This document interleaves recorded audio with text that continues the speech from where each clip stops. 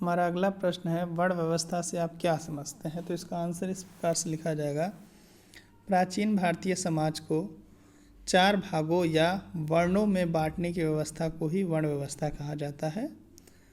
वर्ण व्यवस्था की उत्पत्ति को एक देवी अवधारणा से जोड़ा गया है।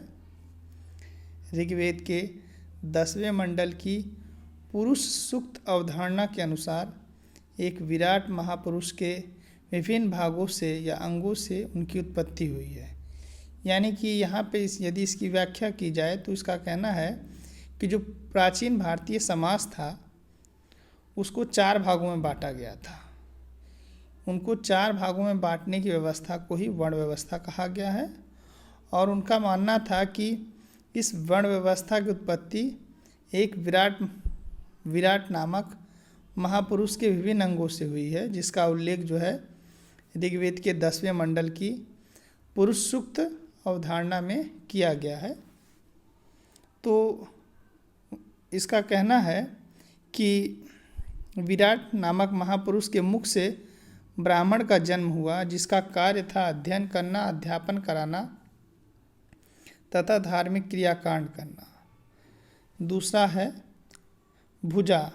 भुजा से क्षत्रिय की उत्पत्ति हुई, जिसका काम है सुरक्षा करना, शासक बनना और युद्ध करना।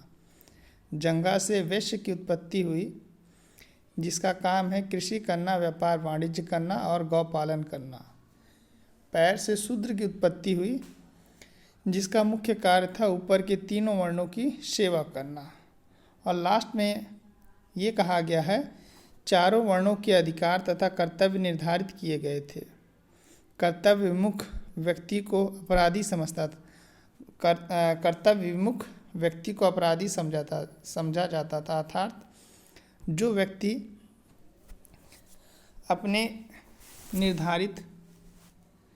अपने निर्धारित कार्यों के विपरीत जाता उसको एक अपराधी समझा जाता था। धर्मशास्त्र तथा धर्मसूत्र में इसे एक आदर्श सामाजिक व्यवस्था के रूप में वर्णित किया गया है। अर्थात इसी को वर्ण व्यवस्था कहा जाता है। यदि आसान भाषा में कहा जाए कि प्राचीन भारतीय समाज को 4 भागों में बांटने की व्यवस्था को ही वर्ण व्यवस्था कहा गया है। और इस वर्ण व्यवस्था की उत्पत्ति को एक देवी अवधारणा से जोड़ा गया है और कहा गया है कि एक विराट नामक महापुरुष के विभिन्न अंगों से विभिन्न वर्णों की उत्पत्ति हुई है, जैसे ब्राह्मण, क्षत्रिय, वैश्य और शूद्र।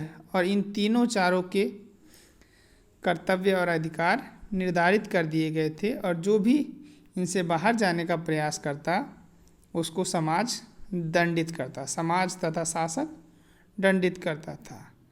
धर्मशास्त्र तथा धर्मसूत्र में इसे आदर्श सामाजिक व्यवस्था के रूप में परिभाषित किया गया है।